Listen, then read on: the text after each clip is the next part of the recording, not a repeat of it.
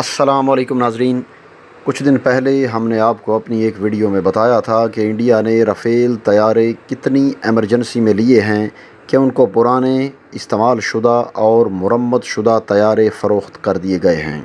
یہ طیارے خراب تھے، ان میں بہت زیادہ پرابلمز تھیں اور سب سے بڑی بات یہ تھی کہ ان کی پلیٹ اکھڑے ہوئے تھے، اور یہ ساری صورتحال واضح ہو چکی ہے۔ لیکن معاملہ یہاں تک ہی ختم نہیں ہوتا، معاملہ اس سے بھی زیادہ خطرناک ہے، اور وہ اس طرح کہ اس وقت رافیل طیارے خریدنے کے لیے دنیا کے تقریباً تمام ممالک نے انکار کر دیا ہے، اور اس کے بعد وہ ممالک روس کے ایک انتہائی جدید اور اہم ترین طیارے یعنی Su-35 کی طرف چلے گئے ہیں کہ اس کو خریدا جائے۔ ناظرین، مزید ڈسکس کرنے سے پہلے ہمارے چینل کو سبسکرائب کریں، بیل یعنی گھنٹی کے نشان کو ضرور دبائیں اور اس ویڈیو کو لائک، شیئر اور اس پہ کمنٹس ضرور کریں۔ تو ناظرین، اکثر ممالک رافیل طیارے کو چھوڑ کر روس کے Su-35 طیارے کو خریدنے چلے گئے ہیں، یا اس سے بھی زیادہ اہم ترین کوئی ایسی چیز خریدیں گے جس کی ڈیمانڈ زیادہ ہوگی۔ وہ یا تو Su-35 ہوگا یا ہو سکتا ہے وہ Su-57 ہو، لیکن یہ رافیل نہیں ہوگا۔ اب یہ صورتحال ہے اس وقت طیاروں کی مارکیٹ کی۔ اصل میں انڈیا نے شروع میں 6 کمپنیز سلیکٹ کی تھیں طیارے خریدنے کے لیے۔ ان میں ایک تھی لاک ہیڈ مارٹن، اس کے F-16 طیارے انہوں نے سلیکٹ کیے خریدنے کے لیے۔ اس کے علاوہ بوئنگ کے F-18، یورو فائٹر کے ٹائفون طیارے، رشیا کا MiG-35، سویڈن کا ساب اور فرانس کے ڈزالٹ کمپنی کے رافیل طیارے ان میں شامل تھے۔ اب صورتحال یہ ہوئی کہ آخر پر انہوں نے 2 کمپنیز کو شارٹ لسٹ کیا، اور وہ تھیں ایک یورو فائٹر جن کا ٹائفون طیارہ ہے، اور دوسری تھی ڈزالٹ جن کا رافیل طیارہ ہے۔ اصل میں یہ رافیل طیاروں کی ڈیل کانگریس کی حکومت میں فائنل کی گئی تھی، اور کانگریس نے بڑی اچھی ڈیل کی تھی۔ انہوں نے 42,000 کروڑ انڈین روپوں میں 126 طیارے خریدنے تھے، لیکن مودی نے صرف 60,000 کروڑ، جی ہاں میں صرف کہہ رہا ہوں 60,000 کروڑ میں صرف 36 طیاروں کی ڈیل فائنل کی، یعنی اس ساری ڈیل میں 30 سے 35,000 کروڑ کی کرپشن ہے۔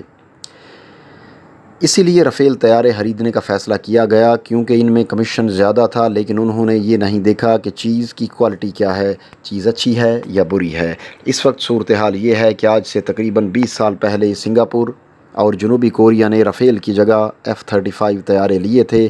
انہوں نے کہا تھا کہ ایک تو رافیل کی قیمت بھی زیادہ ہے، دوسرا حال ہی میں مصر نے جو 24 رافیل طیارے لیے ہیں وہ استعمال کیے۔ اس کے بعد مصر نے مزید 24 رافیل طیارے لینے تھے، لیکن جنرل سیسی اور فرانسیسی صدر کے درمیان معاملات طے نہیں ہو سکے تھے۔ انہوں نے کہا کہ رافیل کی قیمت بہت زیادہ ہے، اس لیے مصر نے بھی یہ طیارے چھوڑ دیے، اور اس کی بجائے 24 طیارے مزید انہوں نے دوسرے لینے کے لیے دوسرے ملکوں سے رابطہ کیا، کیونکہ رافیل کی پرفارمنس دیکھ کر وہ بہت زیادہ مایوس تھے۔ انہوں نے روس سے Su-35 طیارے لے لیے۔ روس کے ماہرین بار بار رافیل کے بارے میں کہتے رہے کہ رافیل اس قابل ہی نہیں کہ یہ طیارے چائنا کے طیاروں کا مقابلہ کر سکیں۔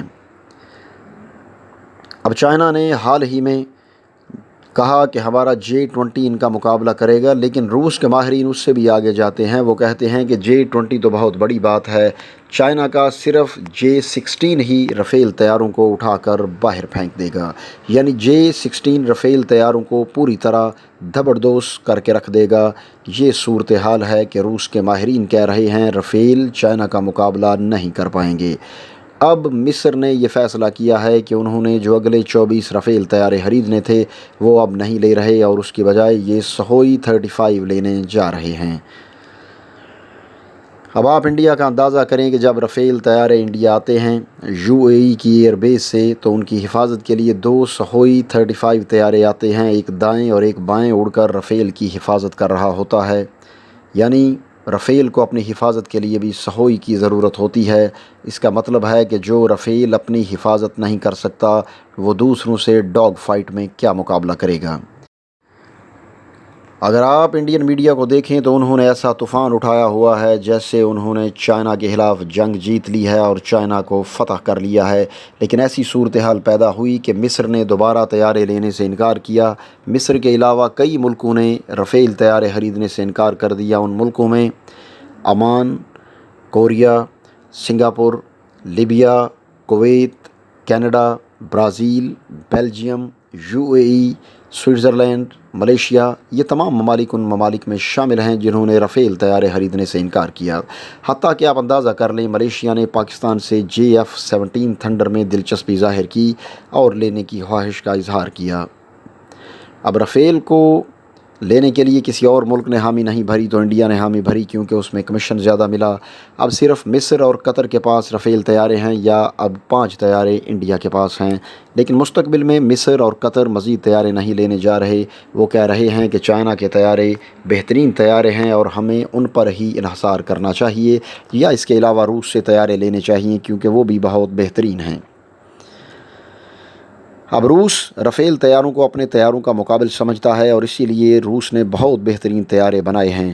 انڈیا نے دفاعی لحاظ سے ہمیشہ سے روس پر انحصار کیا ہے اور روسی طیارے اور دوسری چیزیں خریدی ہیں، اور انڈیا تقریباً 80% اسلحہ ہمیشہ سے روس سے خریدتا رہا ہے۔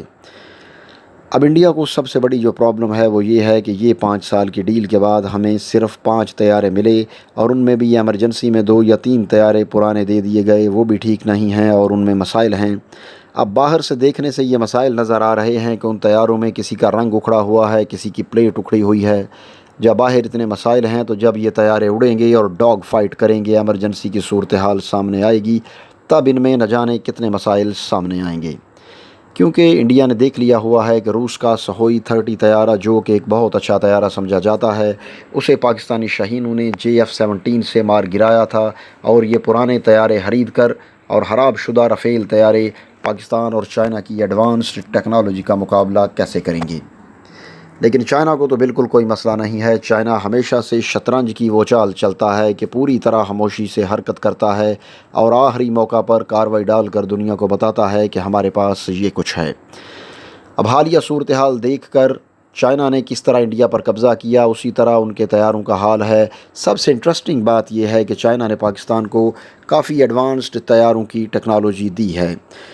ناظرین، رفیل کو حالی اڑانا یا چلانا ایک الگ چیز ہے۔ آپ کو ریڈار سسٹم ایسا چاہیے کہ آپ ان طیاروں کو اڑا کر ڈاگ فائٹ میں دوسرے طیاروں کو گرا سکیں۔ آپ کو ایسے پائلٹس چاہیے، اور انڈیا کے پاس نہ ایسا ریڈار سسٹم ہے اور نہ پائلٹ ہے۔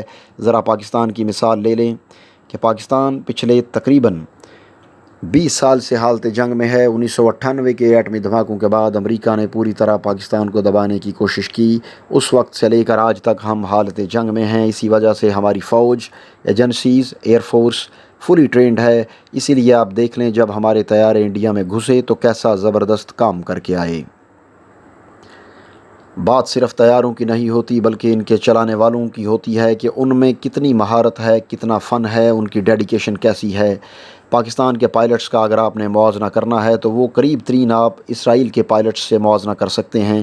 یعنی الحمدللہ ہمارے پائلٹس اتنے اچھے اور زبردست ہیں، اور اس صورتحال میں انڈیا کے رفیل کچھ بھی نہیں کر سکتے۔